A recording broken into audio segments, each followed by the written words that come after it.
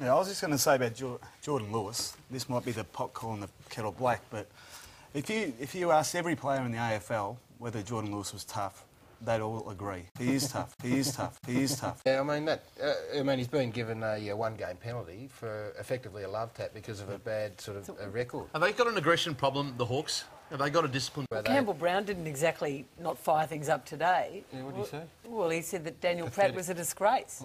Well, he stayed down for a long time. Must have got him right in the solar plexus arch. Oh, when you do get hit in the solar plexus, it does drop. Was that, in your terms, was that a harsh blow? Bad sort of a record? Have they got an aggression problem, the Hawks? Have they got a discipline? Nah, not at all. No. Bad sort of a record? Have they got an aggression problem, the Hawks? Have they got a discipline? Nah, not at all. No. Bad sort of a record? Have they got an aggression problem, the Hawks? Have they got a discipline? Nah, not at all. No. Bad sort of a record? Have they got an aggression problem, the Hawks? Have they got a discipline? Nah, not at all. No.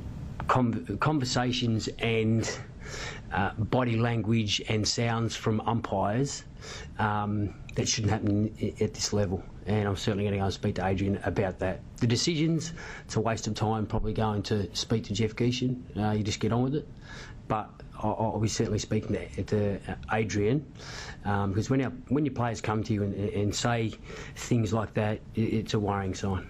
Now, I listened to that immediately after the game, and I couldn't work it out, because you don't come out... It was pretty specific, I thought, and pretty pointed. Now, since the Kangaroos have apologised after sitting through the whole tape, but it still left a question mark in my mind. What was he talking about, specific instances? Well, what we understand is that Brady Rawlings, who's a respected midfielder, heard a noise on the ground that he interpreted to be a type of barracking. A noise? For the other team.